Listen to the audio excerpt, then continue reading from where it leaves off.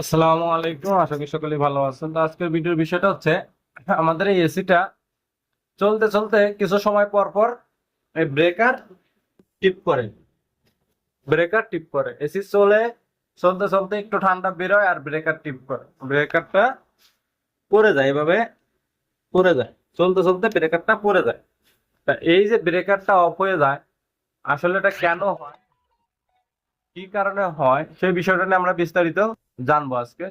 তা সর্বপ্রথম আমাদের যেটা চেক করতে হবে সেটা হচ্ছে যে এসির আউটডোর ইনডোর পরিষ্কার আছে কিনা সর্বপ্রথম, বিশেষ করে আউটডোর। তো আমরা ইনডোরটা আমরা চেক করে নিছি। আমরা ইনডোরে এখানে উঁচু দেখে আপনি দেখাতে পাচ্ছেন, আমরা সরাসরি আউটডোরে চলে যাই। আমরা আউটডোর ইউনিটে চলে আসলাম। আউটডোরে আসার পর আমরা যে বিষয়টা চেক করব, সর্বপ্রথম বলছি যে আউটডোরে কোনো প্রকারের ময়লা আছে কিনা।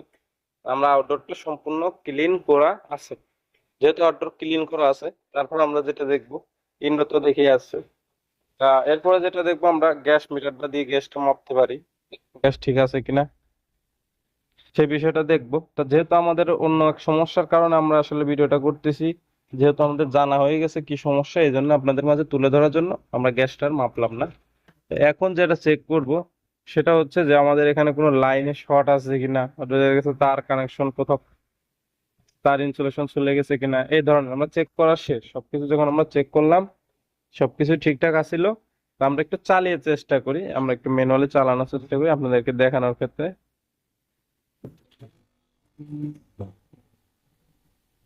এই যে, আমাদের এম্পিয়ারটা আস্তে আস্তে খালি বাড়তে থাকে, এম্পিয়ারটা আস্তে আস্তে যে বাড়তে বাড়তে বাড়তে বাড়তে কিন্তু একসময় আমাদের ব্রেকারটা টিপ করবে। হুম, আমি আর চালালাম না, যেহেতু একটা সমস্যা বাড়তে বাড়তে আমাদের ব্রেকারটা টিপ করবে।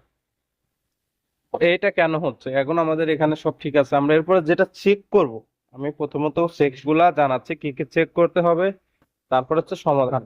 এখন আমরা যেটা করব সেটা হচ্ছে আমাদের এই ক্যাপাসিটরটা খুলে নিব, ক্যাপাসিটর কানেকশনটা আমরা খুলে চেক করব যে ক্যাপাসিটর মাপে ঠিক আছে কিনা। তো আমরা ক্যাপাসিটরটা কিন্তু খুলে নিছি, ক্যাপাসিটরের গায়ে দেখতে পাচ্ছেন যে ভিতর থেকে বের হয়ে গেছে মনে হচ্ছে।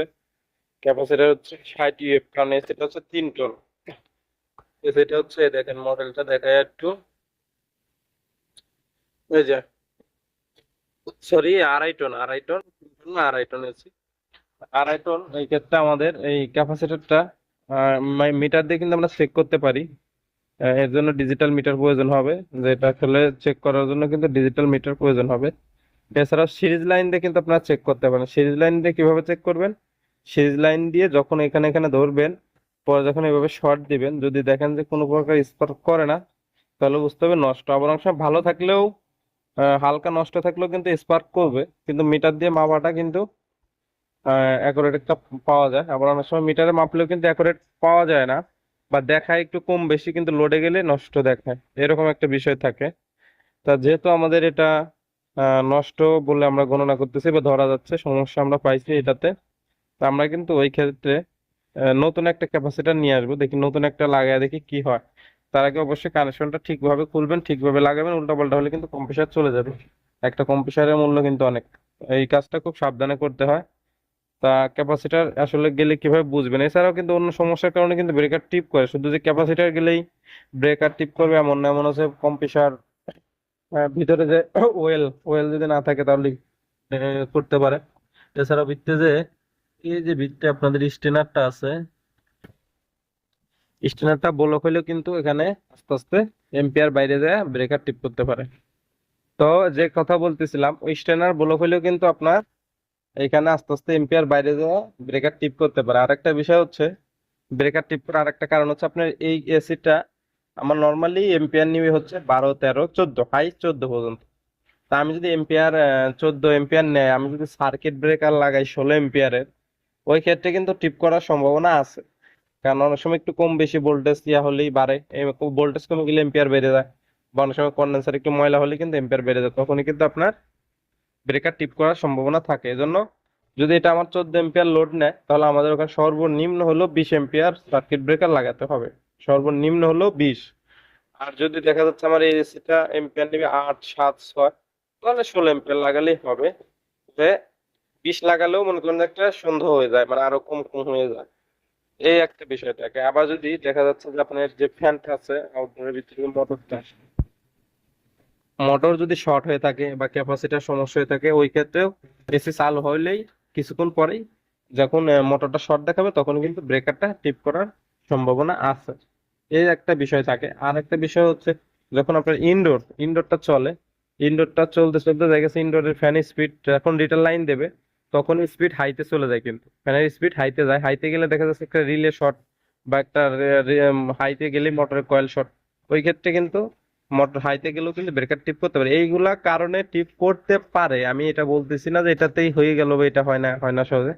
এখন অনেকে বলতে আমরা এগুলো হয় না, হয় না, ঠিক আছে, কিন্তু এগুলোর কারণে ব্রেকার টিপ করতে পারে, আমি সেই বিষয়টাই করছি। আর একটা বিষয় হচ্ছে যে ভিতরে আমি একটা ভিডিওতে দেখেছি যে দেখা যায় পরিষ্কার কিন্তু ভিতরে ময়লা থাকে। ওই কারণে কিন্তু আস্তে আস্তে যখন এম্পিয়ারটা বেড়ে যায়, যখন এম্পিয়ার তুলনামূলক বেড়ে যাবে, এসি চলতেছে ঠান্ডা হচ্ছে কিন্তু এম্পিয়ারটা আস্তে আস্তে বেড়ে গেছে, তখনই হচ্ছে এই সমস্যাটা হবে। তো আমরা এর জন্য নতুন একটা ক্যাপাসিটর নিয়ে নিলাম, যেহেতু ওইটা 60 ছিল, আমরা 60 এমএফডি ইএফএল নিয়ে নিলাম।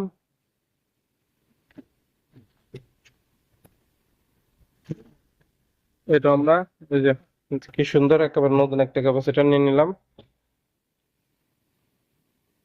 তো এটা আমরা কানেকশন করব যেভাবে ছিল, সাদা দুইটা ছিল, এই যে নিউট্রাল এবং রানিং এবং স্টার্টিং হচ্ছে লালটা, যেভাবে ছিল এভাবে আমরা কানেকশনটা করে নেই।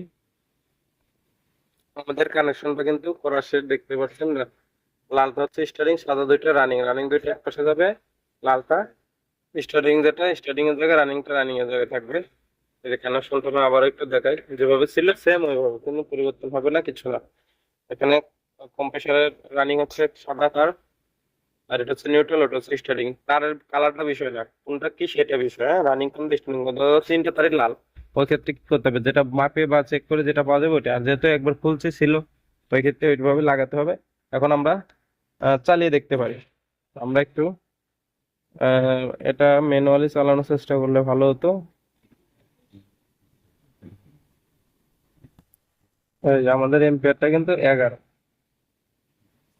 এম্পিয়ারটা একটু বাড়বে, প্রথমে এম্পিয়ারটা একটু বাড়বে, বাড়ার পরে কিন্তু আবার আস্তে আস্তে কমে যাবে। 15 নিয়ে নিয়েছে, দেখা যাক কি হয়।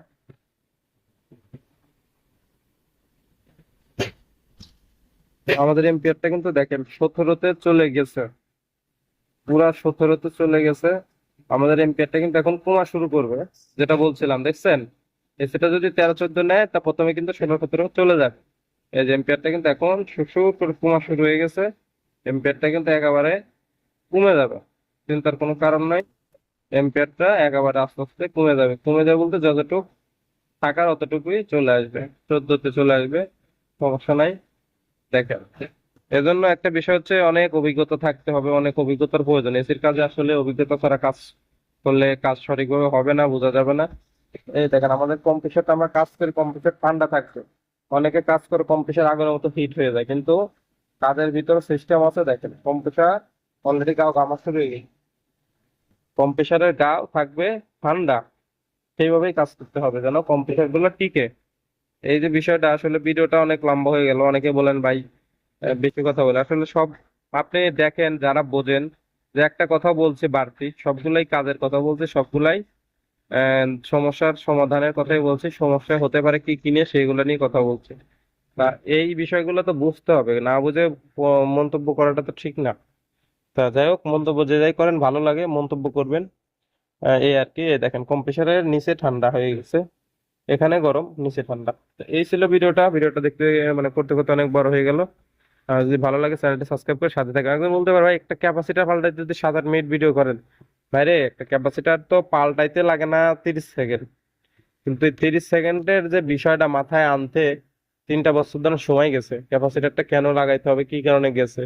তা আপনি একটা ভিডিও 3 মিনিটের 30 সেকেন্ড দেখে বুঝে ফেলবেন, খালি পাল্টা ফেলবেন, বুঝতে হবে না কি কারণে আসলে ক্যাপাসিটার যায়, কেন যায়, কি কারণে ক্যাপাসিটার সমস্যা হতে পারে, বিস্তারিত তো জানা রাখবে নাকি।